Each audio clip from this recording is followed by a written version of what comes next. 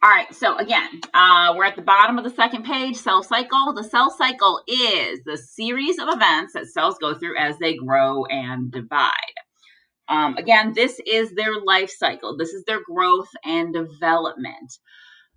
We talked about, excuse me, we talked about in the 8 characteristics of life about how every single living thing grows and develops. This is how cells grow and develop. We call it the cell cycle. Kind of like how in human beings we have our life cycle, there is the cell cycle. For number 2 in your notes, the cell cycle is the life of the cell from the time it is first formed until its own division into 2 cells. So all cells are created, then they grow, they develop, and then they divide. And then once they divide, they grow and develop, and then they divide again, etc., and so forth. It's this kind of a never-ending cycle. Hence, the cycle goes goes round and round and round. During the cell cycle, and this is number 3, a cell grows. Number 1, obviously, it's got to get big. Then it prepares for division. And after it is done preparing for division, it actually divides to form 2 daughter cells. It doesn't just go like Shazam and decide to, divide itself for no apparent reason. There is a process that it has to follow in order to do this. All right, so this brings us to the actual cell cycle. The cell cycle occurs in 5 main phases. I don't know why I have 4. Well, I do know. Phase number 1 is the G1, or the first gap. Sometimes people call it G1 the first set of growth. This would be the blue arrow. This is where we spend most of our time. Okay, so G1, gap, first gap or first growth. It depends on what kind of textbook you have as to what they will call it. So the G1 phase is the blue phase here. Then we have the S phase, or the synthesis phase, which is the red arrow in this cycle. Okay. We then have the second gap, or the second growth phase.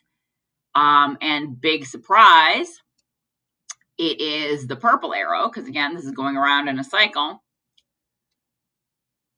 We then have, and these 2 kind of happen at the same time, I'm not going to lie. We have mitosis that occurs, which is the division of the nucleus, which is right there. And then we have cytokinesis, which is the division of the cytoplasm, which happens after mitosis. But the end of mitosis and cytokinesis really kind of are happening at the same time. Oh, I'm sorry, I actually forgot. So, go me. The G1S and G2 phase, this is all a portion of the cell cycle. All 3 of those together is a phase that we call interphase. And again, like I said, 90%, 75 to 90% of the life cycle of the cell is spent in interphase. All right. So we are now moving on to letter C. This is both numbers 1 and 2. All right. So you can clearly see G1, S, and G2 is interphase. It's where we spend most of our time, okay? But before the cell can actually go through mitosis, before the cell can actually divide, again, mitosis is the section of the cell where it's actually dividing. First, it has to duplicate the chromosomes, produce a supply of organelles for the 2 daughter cells, because if you're going to divide, you have to be prepared to do this. These preparations happen during the G1, G2, and the S phase of the cell. And again, G1, S, and G2 collectively, all together, Those 3 phases are known as interphase. All right, so we are moving into, I don't remember which numbers these were. I want to say 4, 5, 6 on that same page. This is quite a bit to write, but that's all right. So the G1 phase, so the first growth phase, the first gap, literally it's a growth phase. Like the cell literally is just going to get bigger in size. Remember, it can't get too big, but it is going to grow a little bit. So what happens during this growth phase? Well, we get more enzymes.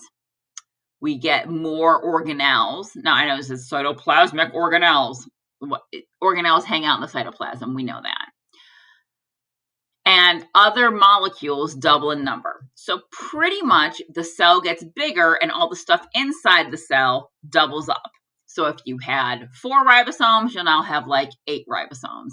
If you had, and I'm making this up, if you had, 5 vacuoles, you'll now have 10 vacuoles. So pretty much G1 is a growth phase. Cell increases in size. As it increases in size, it pretty much doubles up everything inside the cell, except for, of course, the nucleus. That's not yet, but everything else gets doubled. The S phase is when we replicate our DNA. Okay, we are going to talk more about how DNA actually replicates a little further down the line. But for right now, just know that the DNA will then copy itself. Okay? Because remember, before we can actually divide this cell, we have to have copies of everything. Because the resulting cells have to have those chromosomes. And then finally, in the G2 phase, the cell actually is going to assemble some special structures that we actually need for cell division. Okay? So these special structures include spindles and spindle fibers and things like that. This is just the stuff in the cytoskeleton, which is literally going to help to pull the cell apart. So G1 is all about growth. The cell gets bigger in size. And the reason it's getting bigger in size is because we're doubling up everything.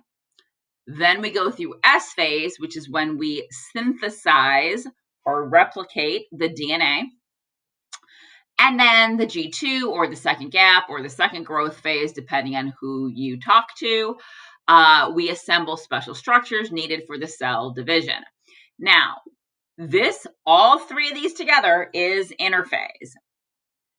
Once interphase is over, once G1, S, and G2 is complete, then the cell, only then, is the cell ready to actually undergo the process of cell division. Okay?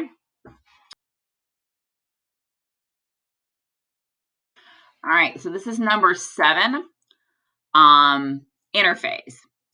So of the cell cycle, interphase is about 90% of your time. I don't care if it's an animal cell. I don't care if it's a plant cell, which are both pictured there. It doesn't matter. 90% of the cell cycle is spent in interphase. During this time, your nucleus is well defined and bounded or surrounded by a nuclear membrane. All right, so moving on to, so we went through interphase, G1, S, G2. So now we are ready to actually divide the cell. Now we are ready to actually discuss mitosis. So now we are in section 5, mitosis and asexual reproduction. Because not everything reproduces sexually. Like, for example, if I was just a single cell organism, I'm going to reproduce asexually. And in order for this to happen, we have to have mitosis. So this is just plain old cell division for the multicellular organisms. This is the division of those diploid cells for multicellular organisms. And if I'm a single cell organism, this also shows how I reproduce. There are 4 phases or stages to mitosis. So again, remember, we go through interphase. That's the growth phase. That's where we spend 90% of our time. Then we go into prophase, step 1. Step 2 is metaphase. Step 4 is anaphase. And step 4/5, I don't know, some people call it the same stage. Some people call it 2 different stages. Guess it depends on you. We have telophase followed by cytokinesis. So these are the 4 phases of mitosis. So again, interphase first, and then prophase, metaphase, anaphase, telophase.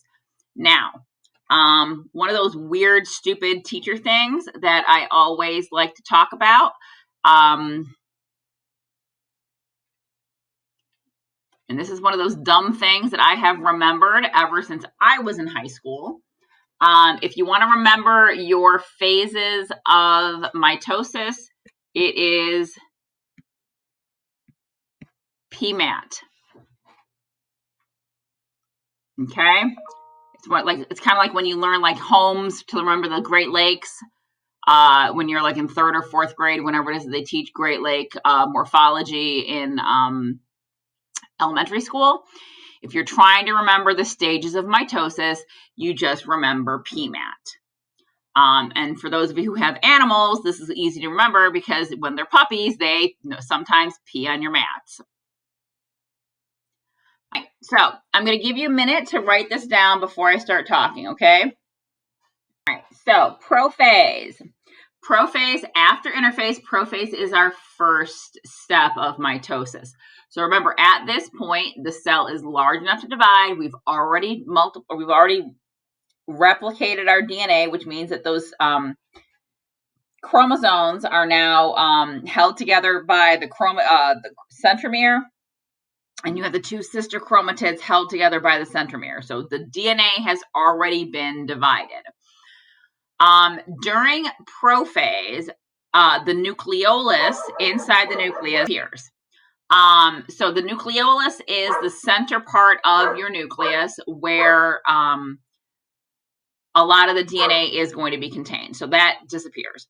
The chromosomes are doubled in length. So they sort of start to unravel a little bit, okay? Because again, they're going to have to separate here in a second. Each half of the doubled chromosome is what we call a chromatid. We talked about that yesterday, and it's also in the video that I uploaded yesterday. The chromatids are connected by a centromere. Again, we discussed that yesterday about when they divide. And I want to kind of remind you that all of this DNA replication already occurred during the S phase of interphase. All right, we are just now getting ready to actually divide. Now, you can see those centrioles in the picture. Those are some of those special structures that we built during the G2 phase. The centrioles and the spindles and the microtubules, these are all structures that we build during the G2 phase. So the centrioles separate and start moving to opposite ends of the cells. A spindle and microtubules begin to stretch out and form across the cell. So what you're looking at there, those centrioles and those spindles, for those of you who maybe have gone fishing, they are literally going to act like a fishing line and rod, where it is going to literally reel in 2 separate sides of that nucleus. That's what it eventually is going to do.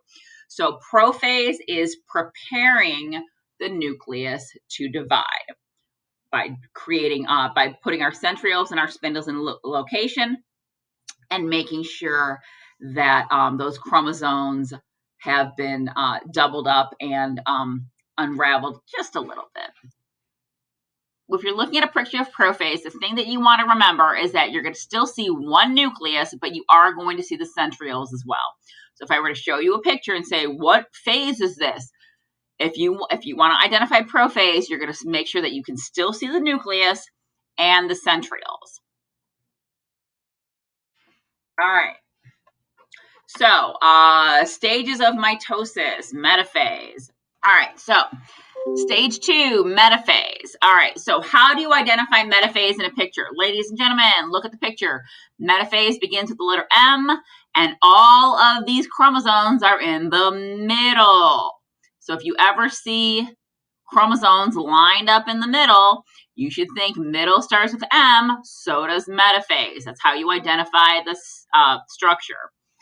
All right, so ladies and gentlemen, what happens during metaphase? Well, basically, our spindle fibers push and pull on the chromosomes, and they line them up in the center. At the very center of the cell, you have your centromere. So you can see that, like that button that holds those sister chromatids together is lined up along the equator or the center of the cell. So our spindle fibers, again, they push and pull on your chromosomes, and they line everything up down the middle. You'll notice my nucleus is completely gone at this point. I don't see any evidence of the nuclear membrane, so that has been dissolved. So this is anaphase. This is the third stage of mitosis.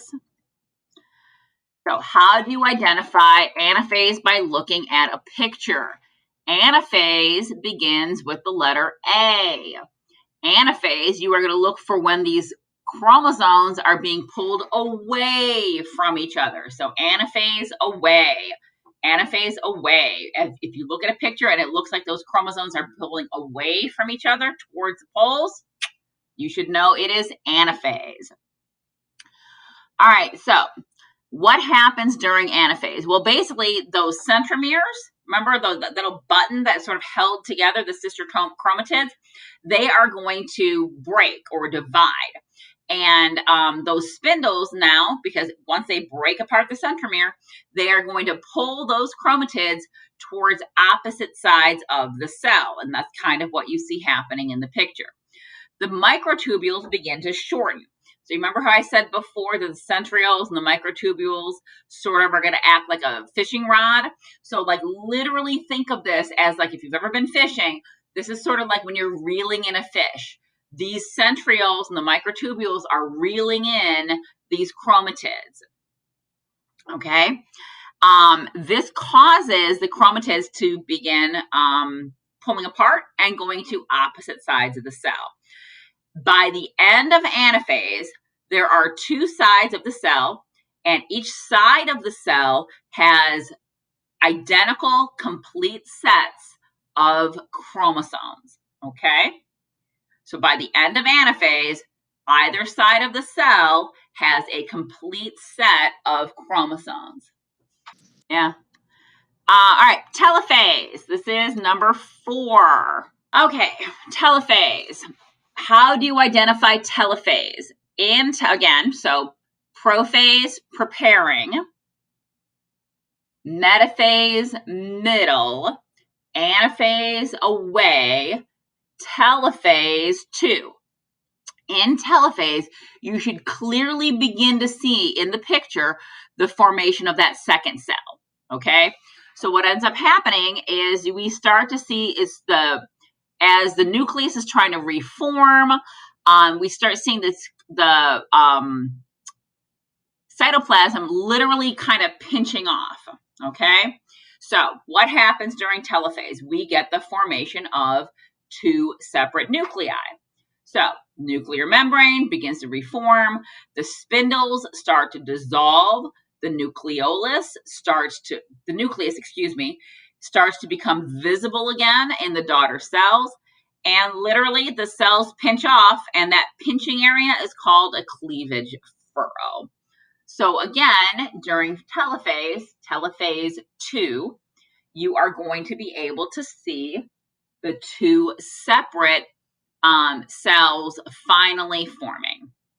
So again, we have interphase, that is the G1S, G2, that is the growth phases of the cell, followed by PMAT, prophase, preparing, metaphase, they line up in the middle, anaphase, they pull away, and then finally in telophase, I start to see my 2 separate nuclei. All right. So remember how I told you that you can actually sort of see the actual what goes on during cell division under a microscope. So like look at this picture right here where my mouse is. Do you see that? What phase do you think this is, guys? Mm-hmm. So what is going on with those chromosomes? Are they lined up in the middle? Are they still in a nucleus? Do we see separates? Or they look like they're moving away? They look like they're moving away. Right, absolutely. So that's anaphase. Like this cell right now is in anaphase. Like you can 100% see it. See what I'm saying? Like you could actually see this stuff under a real microscope.